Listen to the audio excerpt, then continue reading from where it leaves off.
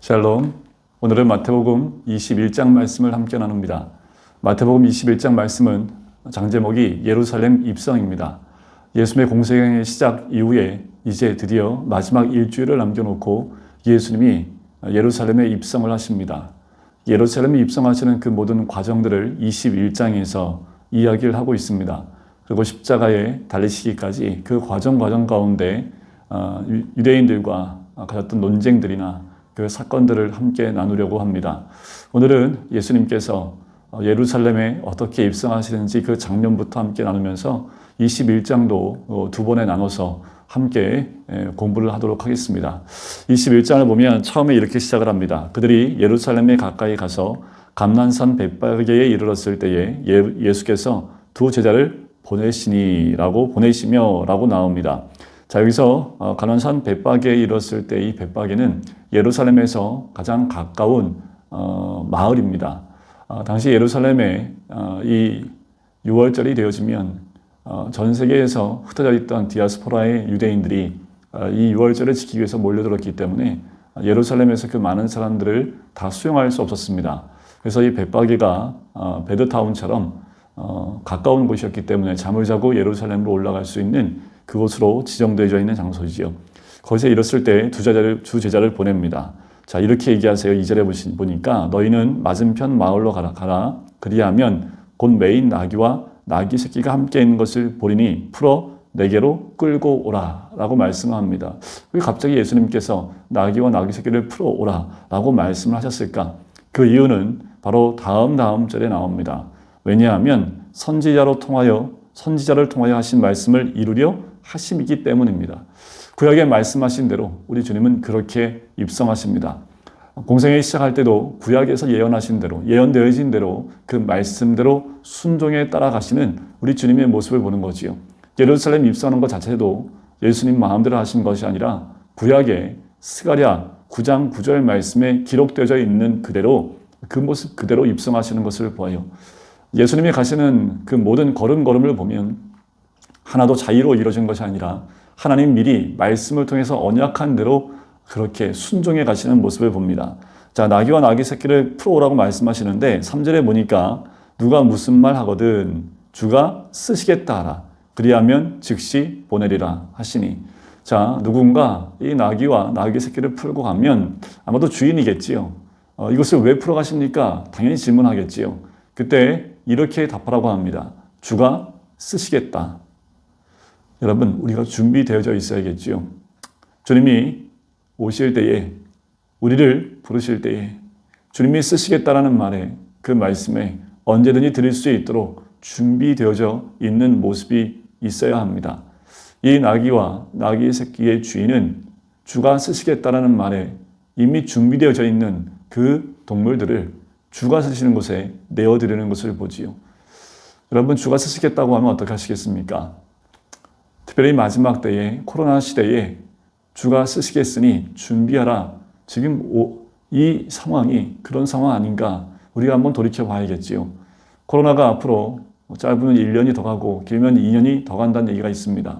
이 기간 동안 주님은 우리에게 무엇을 허락하고 무엇을 준비하게 하시는 걸까요?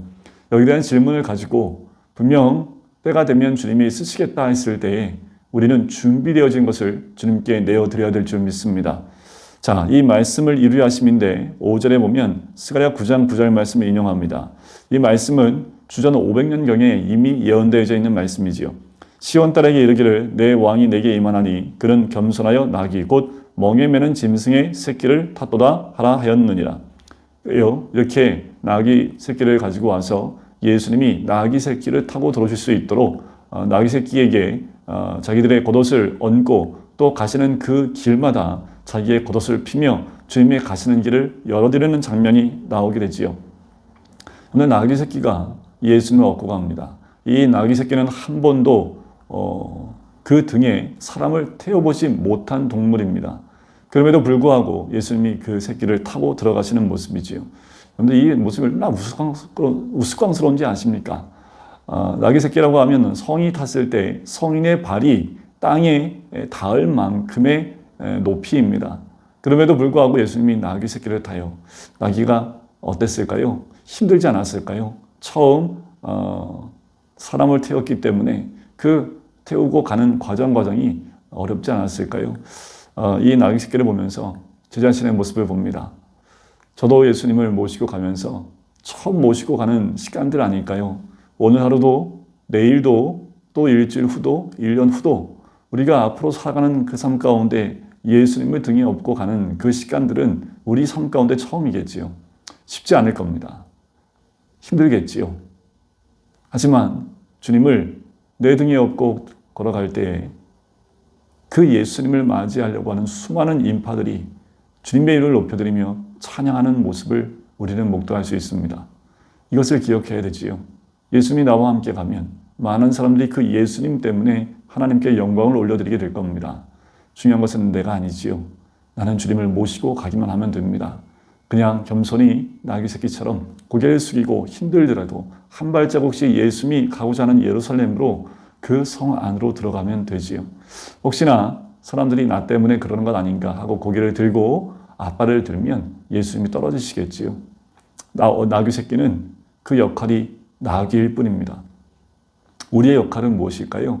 주님이 이 땅에 오셨을 때, 또 주님이 이 땅에 다시 오실 때 우리의 역할은 뭘까요? 그냥 예수님을 등에 모시고 가는 역할 아니겠습니까? 사람들이 찬양을 합니다. 호산나 다윗의 자손이여 찬송하리로다. 주의 이름으로 오시는 이여 가장 높은 곳에서 호산나 하더라. 수많은 인파가 예수님을 따르며 또 앞에 길을 내며 예수님을 찬양하는 이 소리가 들립니다. 예수께서 예루살렘에 들어가시니 온 성이 소동하여 이르되 이는 누구냐 하거늘. 온 성이 소동한다. 이 소동한다라는 것은 지진을 통해서 나타나는 소리를 이야기할 때 소동한다라고 표현을 합니다. 그러니까 예수님이 들어가실 때 땅이 진동하는 소리처럼 사람들의 그 환호 소리가 그렇게 크게 들렸다라는 거지요. 그런데요, 여러분 여기서 환호하는 이 사람들은 왜 환호를 할까요? 이것을 정확히 아셔야 됩니다. 이들이 환호하는 이유는 자기들이 원하는 왕이라고 생각을 한 겁니다. 자기들이 원하는 메시아라고 생각을 한 거지요. 결국 일주일도 채 되기 전에 이 사람들은 예수님의 십자가에 못 박으라고 고함을 치르는 그 함성으로 바뀌는 것을 봐요. 여러분, 우리 모두는 나귀 새끼처럼 예수님을 등에 모시고 가는 사람이 되어야 됩니다. 내가 원하는 대로 예수님을 그 자리에 세우는 그런 사람들이 아니라 주님이 원하시는 곳에 함께 동행하는 주의 사람이 되어야 될 줄 믿습니다. 자, 성에 들어가서 제일 먼저 가신 곳이 12절에 성전에 들어가십니다. 성전에 들어가서 보니까 성전 안에서 매매하는 모든 사람들을 쫓아내십니다. 돈 바꾸는 사람들의 상과 비둘기 파는 사람들의 의자를 둘러 엎으세요. 분명히 지금 성전 안에 들어갔는데 매매하는 사람들이 있는 것을 보지요. 예수님이 성경에서 아마도 유일하게 화를 내시는 장면이 여기일 겁니다. 이 장면은 요한복음 2장에도 나오는데 요한복음 2장에는 노끈을 드시고 채찍처럼 모든 것을 들러 엎으시는 모습을 나타내기도 하십니다. 자, 왜 그랬을까요? 그 이유는 13절에 나옵니다. 그들에게 이르시되 기록된 바 내 집은 기도하는 집이라 일컬음을 받으리라 하였거늘 너희는 강도의 소굴을 만드는도다 하시니라. 그래요. 우리 성전은 우리 주님의 집은 기도하는 집이어야 되는데 강도의 소굴로 만들었다는 거지요. 자, 이 성전은 어떤 곳이냐 하면 헤롯 성전인데요. 그 성전은 맨 끝에 있는 그 뜰이 이방인의 뜰입니다. 여기는 이방인들이 들어와서 하나님께 예배드릴 수 있는 곳이고요. 미문이라는 문을 통과해 들어가면 여인의 뜰이라는 그 공간이 나옵니다. 유대인의 여인들이 예배드릴 수 있는 장소고요. 니카노르 문이라는 문을 통과해 들어가면 이스라엘의 뜰이 나옵니다. 이스라엘의 남성들, 성인 남성들이 예배를 드릴 수 있는 그곳이지요. 성전 예배를 위해 모이는 곳입니다. 그리고 하나 더 들어가면 제사장의 뜰이라는 곳이 나옵니다. 제사장들만 들어갈 수 있는 뜰이 되겠지요. 지금 이렇게 매매하는 것이 이루어지는 것은 이방인의 뜰입니다. 그럼 여긴 성전 아닙니까? 성전이지요. 하지만 이방인들을 위해 준비된 곳이기 때문에 유대인들이 이렇게 매매하는 곳을 이곳에 판을 벌리고 있는 겁니다.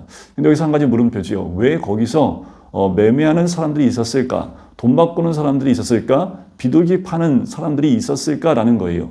자, 이것은 좀 설명이 필요합니다. 당시에 6월절에 사람들이 올 때는 예물을 가지고 와야 합니다. 자신을 위해서 또 가족들을 위해서 예물을 가지고 와서 번제로 드리는 그 번제물을 가지고 와야 됩니다. 원래는 자기 집에서 가장 좋은 것을 가지고 와야 되지요. 실제로 많은 사람들이 먼 거리에서 원거리에서 왔기 때문에 그 모든 동물들을 가지고 오기도 했고요. 또 가지고 오지 못하는 사람들도 있었습니다. 특별히 그날 이제 이 6월절이 가까이 왔기 때문에 이 제물을 바치기 위해서는 제사장들에게 이 제물을 한번 평가를 받아야 됩니다. 제사장들이 오케이 해야지만 그것을 번제로 드릴 수 있거든요.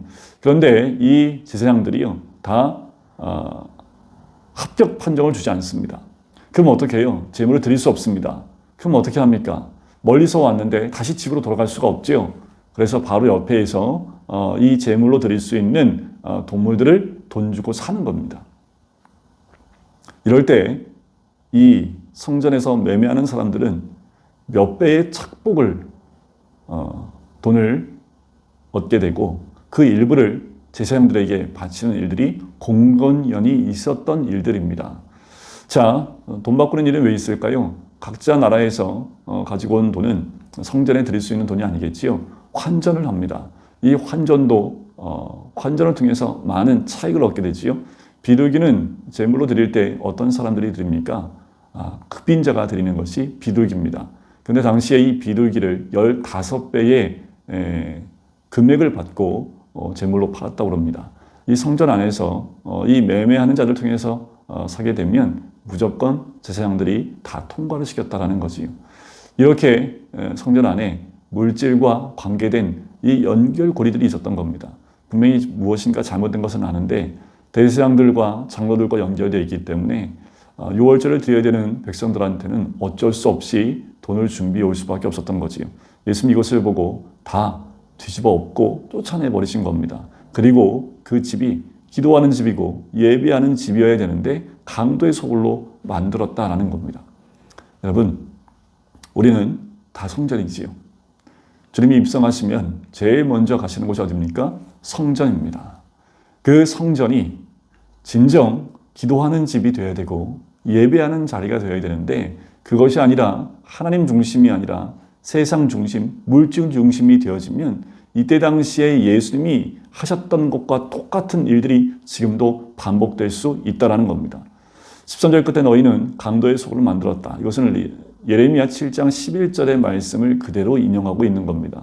자, 성전에 들어갔더니 누가 있습니까? 맹인과 전원자들이 성전에서 예수께 나옴에 고쳐주시지요.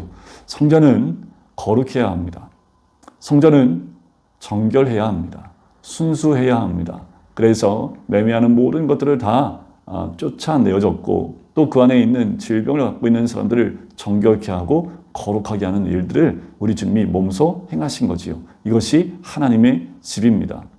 대제사장과 서기관들이 와서 이상한 일과 하시는 이상한 일과 또 성전에서 소리 질러 호산나 다윗의 자손이게 하는 어린아이들을 보고 화를 내지요. 그때 16절에 이렇게 말씀하십니다. 시편 8편 2절 말씀을 인용하시는데 그렇다 어린아기와 젖먹이들의 입에서 나오는 찬미를 온전하게 하셨나이다 함을 너희가 읽어본 일이 없느냐라고 말씀하지요. 우리 주님이 행하는 모든 것 또한 주님을 중심으로 이루어지는 모든 찬양들은 다 구약에 예언되어 있는 말씀 그대로 이루어지고 있음을 볼 수 있는 거지요. 17절 그들을 떠나 성 밖으로 베다니에 가서 거기서 유하하시니라. 바로 이 베다니도 베드타운입니다. 이제 베다니에 가서 주무시고 그 다음날 다시 들어오시지요. 18절에 보면 이른 아침에 성으로 들어오실 때에 시장하십니다. 자, 그때 19절에 길가에서 한 무화과 나무를 보시고요. 그리로 가세요. 잎사귀밖에 아무것도 찾지 못하시고 나무에게 이르시되 이제부터 영원토록 내가 열매를 맺지 못하리라 하시니 무화과 나무가 곧 마른지라. 자, 이때 당시에는 무화과 나무 열매가 있을 때가 아닐 수 있습니다. 그런데 실제로요, 무화과 나무 잎이 무성하면 열매가 맺히는 경우가 많답니다. 이 열매는 나그네들을 위해서 시장한 그리고 배가 고픈 나그네들을 위해서 유대인들이 따지 않았던 그 열매입니다. 근데 무화과 나무에 보니까 열매가 없어요. 그러니까 예수님 어떻게 해요? 열매를 맺지 못하리라 하니까 곧 말라버렸다는 거지요. 이 나무의 열매는 가난한 사람들의 양식으로 불리기도 한다라는 겁니다. 자, 잎만 무성한 무화과 나무는 종교적 의식만 번창하고 참 신앙의 열매를 맺지 못하는 이스라엘을 상징하는 겁니다. 주님이 시작하셨지만 이 모습을 통해서 결국 이 무화과 나무의 모습이 현재 이 이스라엘 모습과 동일한 거지요. 참 신앙의 열매가 없는 겁니다. 열매는 무슨 열매가 있습니까? 두 가지 열매가 있습니다. 내적 열매와 외적인 열매입니다. 이 두 가지 열매가 다 필요하지요. 내적인 열매는 뭡니까? 인격과 성품의 열매입니다. 외적인 열매는 뭡니까? 성령의 열매와 더불어 전도의 열매가 맺어지는 것을 의미하겠지요. 그런데 아무리 우리가 의식이 있고 또 많은 이 종교적인 모습을 갖고 있다 할지라도 우리 안에 이 열매가 없다면 동일하게 예수님의 이 말씀을 우리도 들을 수 있다는 겁니다. 여러분들, 우리가 귀담아 들어야 될, 또 말씀을 다시 한번 봐야 될, 어쩌면 이 코로나 시대에 하나님께서 이와 같은 모습에 있는 이 한국에 있는 많은 교회들에게 이와 같은 코로나를 통해서 말씀하고 있는 것 아닌가. 겉으로 드러나는 행위나 모습들만 있고 열매가 없는 우리들의 모습을 향해서 주님이 책망하고 있는 것 아닌가. 어쩌면 영원히 내가 열매를 맺지 못한다라는 그 음성이 들릴까 봐 참 무섭습니다. 오히려 이 코로나가 교회를 깨우는 역할을 하고 있다면 너무 감사하지요. 정말 중요한 것은 열매입니다. 우리 주님이 원하시는 것은 열매를 맺는 겁니다. 이 코로나를 지나면서 다시 한번 우리는 내적 열매와 외적 열매, 특별히 내적 열매에 더 중심을 둬야 합니다. 우리의 인품, 인격, 성품의 열매가 맺을 수 있도록 참다운 그리스도의 인격을 닮아가는 그 모습이 우리 가운데 다시 한번 풍성하게 맺을 수 있도록 우리가 더 집중해야 될 때가 이 코로나 시기인 줄 믿습니다. 자, 제자들이 보고 이상히 여기지요. 무화과 나무가 어찌 말랐습니까? 라고 질문을 합니다. 마가복음 11장에는 베드로가 질문을 하지요. 그때 예수님이 21절 이렇게 얘기합니다. 내가 진실로 너희에게 이르노니 만일 너희가 믿음이 있고 의심하지 아니하면 이 무화과 나무에게 된 이런 일만 할 뿐 아니라 이 산더러 들려 바다에 던져지라 하여도 될 것이요. 자, 그리고 22절 너희가 기도할 때에 무엇이든지 믿고 구하는 것은 다 받으리라 하시니라. 자, 제자들의 질문, 베드로의 질문을 다시 기도의 메시지로 들어옵니다. 자, 이 기도의 메시지 너희가 믿고 구하면 이라는 거지요. 무엇인지 믿고 구하는 것은 다 받으리라는 겁니다. 자, 기도가 뭘까요? 기도는 두 가지로 좀 나눠서 말씀을 드리고 싶어요. 기도는 할 수 있는 능력을 주는 것이 기도입니다. 기도는 쉬운 길을 찾는 것이 아니라요. 어려운 길을 갈 수 있는 힘을 주는 것이 기도입니다. 상황을 쉬운 상황으로 바꾸는 것이 아니라 어려운 상황을 뚫고 지나갈 수 있도록 힘을 주는 것이 기도입니다. 또 기도는 받아들일 수 있는 능력을 주고 변화시키는 능력을 줍니다. 현실 도피가 아니라 받아들이고 변화시키는 것이 기도라는 거예요. 그래서 그렇게 믿고 기도하면 다 받는다라는 겁니다. 우리가 기도가 도깨비 방망이처럼 생각하시면 안 돼요. 내가 원하는 것을 이루는 것이 아닙니다. 기도는 주님과 대화하며 주님과 동행하는 것이 이 기도이지요. 그것을 믿는다면 주님과 함께 걸어갈 때 무엇이 두렵겠습니까? 오늘도 우리 주님과 함께 입성하며 우리 주님이 걸어가신 그 길을 함께 따라 나가는 우리 모든 성도님 되시기를 주님의 이름으로 간절히 축원드립니다. 기도하겠습니다. 사랑하는 주님 감사합니다. 주님과 함께 하나님 입성을 하며 또한 우리의 마음의 성전을 진정한 하나님이 함께 하시는 성전으로 세워나갈 수 있는 그런 자가 될 수 있도록 축복하시고 또한 귀한 열매를 맺을 수 있는 하나님의 사람이 될 수 있도록 축복하여 주시옵소서. 감사드리며 예수 그리스도의 이름으로 기도드립니다. 아멘.